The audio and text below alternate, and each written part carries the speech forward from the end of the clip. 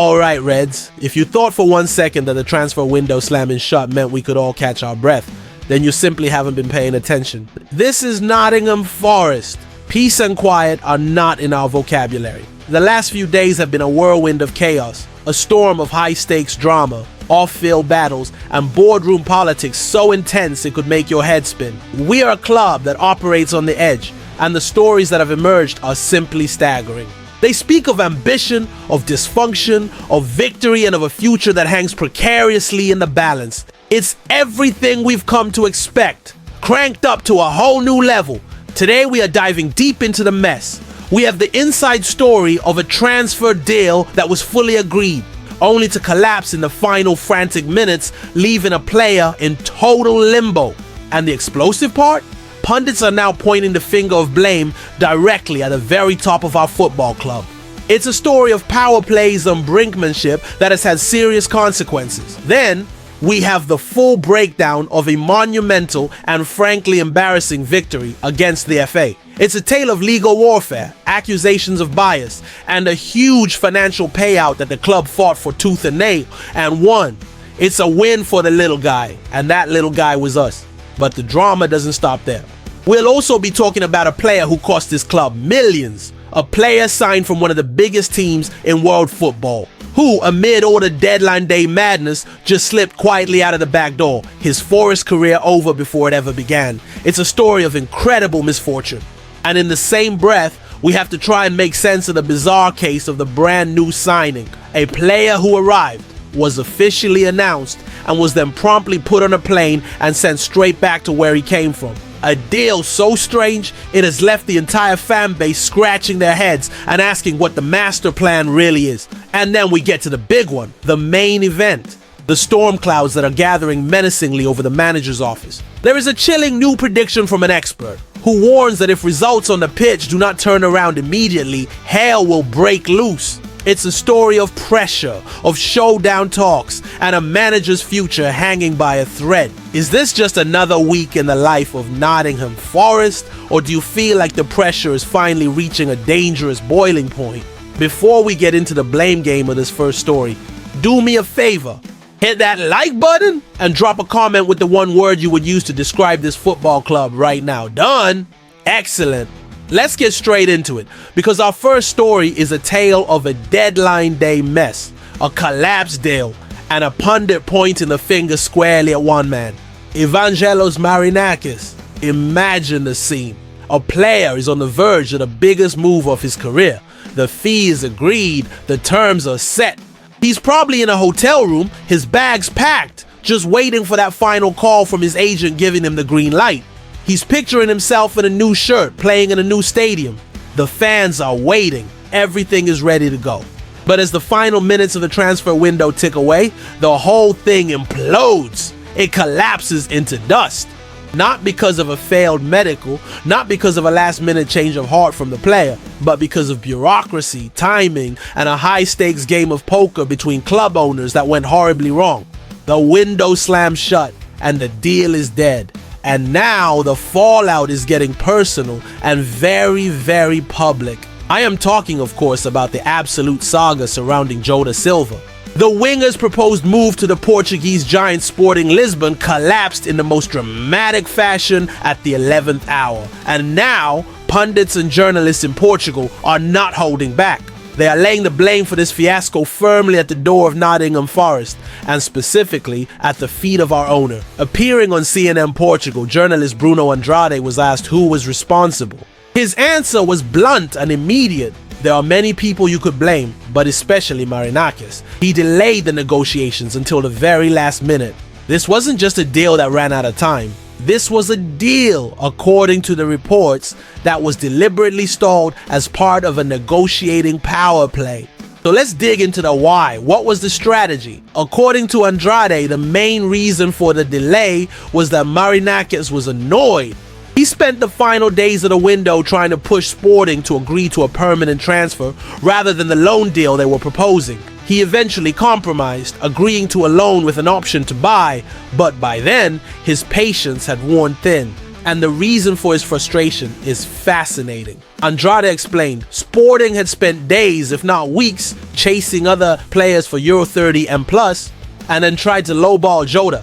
The feeling from our owner was clear.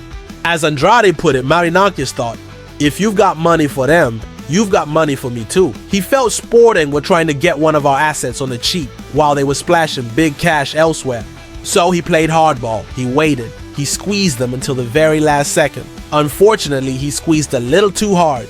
The clubs did eventually reach an agreement, but it was too late. They failed to register the player with the Portuguese league in time. His name wasn't on the list. The end result is a mess for everyone. Nottingham Forest are stuck with a player who is clearly out of the manager's plans. Sporting failed to land a player the manager had specifically requested. And what about the man in the middle of all this? Jota Silva. He is the one left in limbo. A player without a move, without a future at his current club, left to wonder how it all slipped through his fingers. It's a brutal illustration of how the high-level games played in the boardroom can have profound real-world consequences for the players on the pitch. So I have to ask you, who is really to blame for this mess? Was Marinakis right to stand his ground and play hardball to get what he believed was a fair deal for the club? Or should he have compromised earlier for the good of the player and to get a squad member off the books?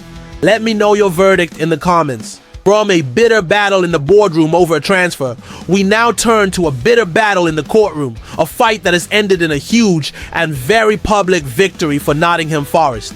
This football club is no stranger to a legal fight.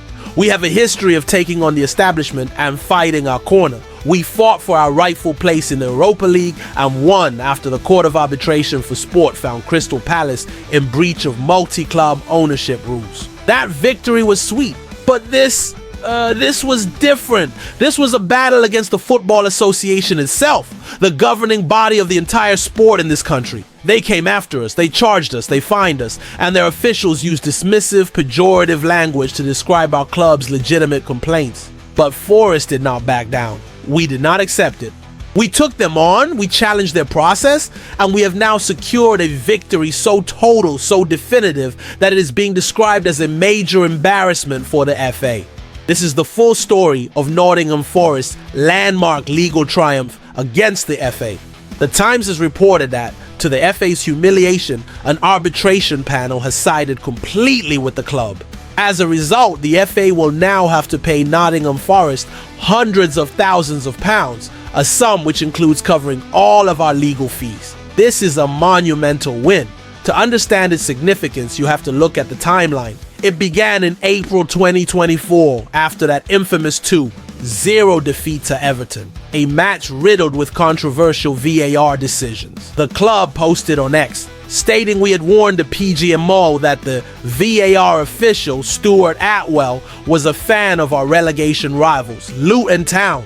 The post was viewed nearly 40 million times. The FA charged us with bringing the game into disrepute and tried to fine us a staggering £1 million. The key figure in this entire saga is a barrister named Graham McPherson KC. He was appointed to chair the disciplinary panel for that case. In his ruling, he rejected what he called the club's somewhat hysterical submission. Remember that word, hysterical. Later in October 2024, after a mass confrontation and a match against Chelsea, Forest were fined £125,000. The club appealed. Incredibly, the FA appointed the very same Graham McPherson to chair the appeal panel. Forest immediately lodged a formal complaint. How could a man who had already described the club's arguments as hysterical possibly be considered an impartial chair for a new appeal? It was a clear case of apparent bias. The arbitration panel has now agreed, concluding that this was indeed a case where apparent bias has been made out. They slammed McPherson's use of the word hysterical, calling it inherently highly pejorative. The financial consequences for the FA are severe. They have to pay the full cost of the tribunal, which amounts to £105,750 plus VAE.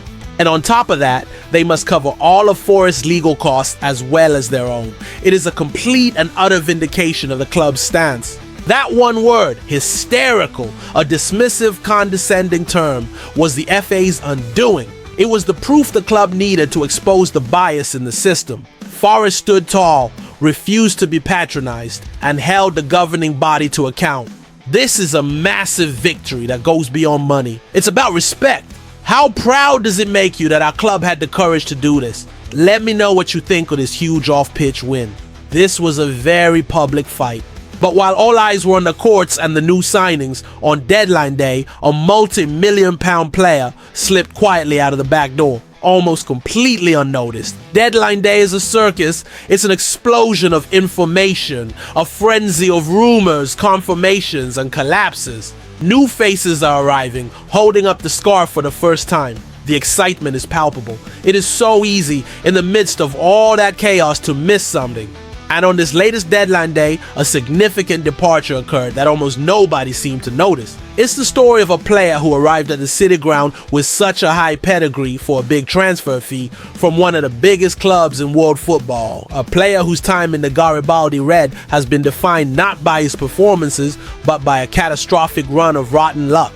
His Forest story has now almost certainly come to an end without him ever kicking a ball for us in a competitive fixture. The forgotten man I'm talking about is Omar Richards. The £8 million left back, signed from Bayern Munich back in the summer of 2022, has quietly been sent back out on loan to the Portuguese club Rio Ave. His departure was officially confirmed right in the middle of the announcements that Delaney Bakwa had signed and that a bid for Alexander Zinchenko had been accepted. With all the euphoria surrounding those deals, the news about Richards was completely buried. It was a footnote on a day of headlines, a quiet exit for a player who once represented a major statement of intent for the club.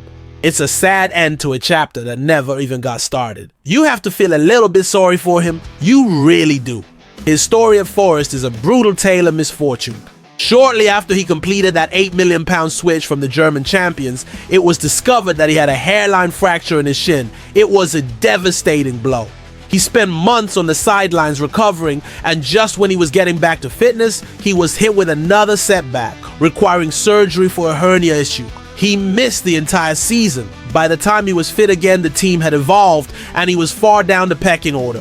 He spent last season on loan at our sister club, Olympiacos, where he did at least taste success by helping them win the UEFA Conference League. But his path back into the Forest first team looked impossible. Now, with the club having signed not one but two new left backs in Cuiabano and the star signing Zinchenko, the writing was well and truly on the wall.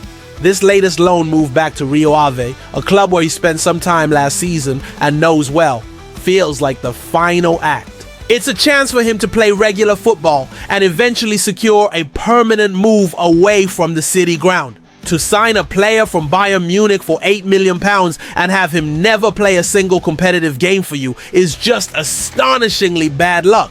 It's a case of what might have been, a ghost signing whose Forest career will forever be a trivia question. It is hard not to feel for Omar Richards, isn't it? Do you think he's the single unluckiest signing in our recent history? Share your thoughts and maybe a bit of sympathy for the lad in the comments below.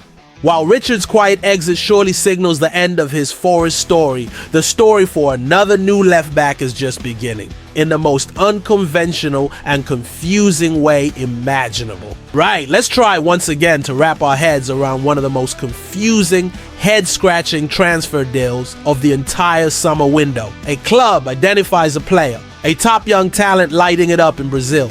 They negotiate the deal. They pay what is described as a fortune for his services. The player flies to England. He's officially announced it as a new signing. He holds up the shirt. He is, for all intents and purposes, our player. And then before he's even had a chance to work out the local bus routes, he's on a plane flying straight back to the very club we just paid millions of pounds to. It sounds like something from a video game glitch, but it is the reality of our latest piece of transfer business. This is, of course, the utterly bizarre story of our new Brazilian left back, Cuiabano. Following his official signing from Botafogo, it has been confirmed that he has been immediately loaned back to the Brazilian Giants. He will finish the 2025 season playing for them, not for us. He will be available for them until their season ends in December. He was a key player for them, a standout performer, and now, after a brief round trip to the East Midlands, he is back to being their key player once again. It is a deal that, on the surface, makes very little conventional sense and requires a deeper look to understand the strategy at play. So, what is the real reason for this boomerang transfer? While player development and adaptation are part of it, the latest reports from Brazil, specifically from the journalist Waldemir Victor Lima da Silva, shine a light on the true motivation. It's about the relationship between the owners. The report explicitly states that the owners of Nottingham Forest and Botafogo have a very good relationship, and this deal was used as an opportunity to strengthen ties. This wasn't just a football decision, it was a strategic political move. The report notes that the British side, our club, posed no difficulties whatsoever in the negotiations for the immediate loan back. Furthermore, it reveals that Cuiabano himself expressed a strong desire to finish the season with his boyhood club, nicknamed O Glorioso, and this was a key factor in the smooth process. This changes the perspective entirely. This deal is a piece in a much larger puzzle of a multi-club network. The owners are thinking 5 steps ahead, planning for even bigger deals in the future, and are using this transfer as a gesture of goodwill.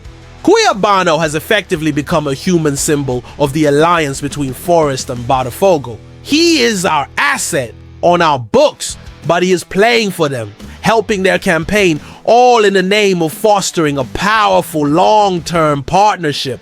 It's a fascinating, if not slightly cynical, look at the inner workings of modern football ownership, where players can become diplomatic tools in a global strategy. It's high-level football politics playing out with a 21-year-old left back as the central piece. Now that you know this is also about building a strategic partnership with Botafogo for the future, does this bizarre deal make a little more sense to you? Is it a clever piece of long-term business, or is it still just too weird for your liking? I'm really keen to know what you think now. These complex player moves are fascinating, but every single one of them depends on the manager who has to coach them. And right now, the manager's future is the most explosive and dangerous story at the club, with one pundit delivering a truly chilling verdict. You have just spent close to £200 million in a single summer. You have brought in 13 new players to reshape the squad. The owner has backed you to the absolute hilt, providing you with all the tools you asked for and more. But the performances on the pitch are not matching the astronomical level of investment. The team looks disjointed. A shoddy West Ham side just humbled you 3-0 on your own patch. And to make matters worse, the relationship between you and the owner, the two most powerful men at the football club, is reportedly strained and broken. What happens next? When does the immense pressure finally reach its breaking point and cause an explosion?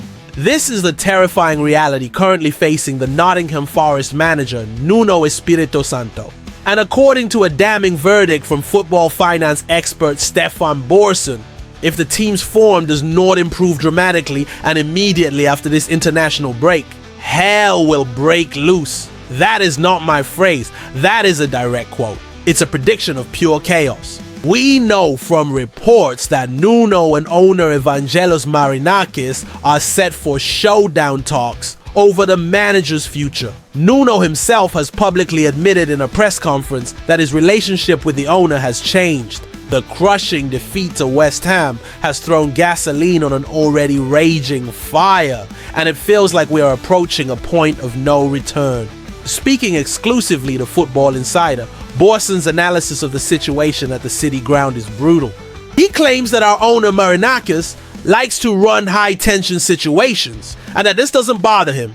The expert's view is that if the team is winning matches, it papers over any cracks. It doesn't matter who signed the players if you're getting 3 points. But, he warns, if things start to go wrong on the pitch, that's when you'll see all the cracks exposed. He predicts that a blame game will erupt. The manager will be blamed, or the director of football will be blamed for signing the wrong players. It will get ugly, and his final chilling assessment is the headline that should scare everyone. If they win matches, it'll be fine. If they lose matches, hell will break loose. Think about the pressure on Nuno right now. It is almost unimaginable. He has a squad bloated with 13 new signings, players from different leagues, different countries, who are still learning each other's names. He has the monumental task of trying to forge them into a cohesive, winning Premier League team. And he has to do it instantly, with the public threat of hell breaking loose hanging over his head like the sword of Damocles. It is without a doubt one of the most volatile and high-pressure managerial jobs in all of European football. At this very moment, a collapsed deal, a courtroom triumph, a forgotten man, a boomerang loan, and a manager teetering on the brink. What does this all say about us? It says we are a club living on the absolute edge. It is high risk, high drama, and high ambition, all rolled into one. It's a terrifying and thrilling tightrope to walk as a fan. This is Nottingham Forest. If you're strapped in and ready for the drama that's about to unfold, then do 3 things for me. Smash that like button, comment with your honest prediction for Nuno's future, and subscribe so you don't miss a single update. Will Nuno survive his showdown talks with the owner? And after all this investment, what is a realistic and fair expectation for this team on the pitch this season? We will be back with the fallout from this monumental story. Come on, you Reds!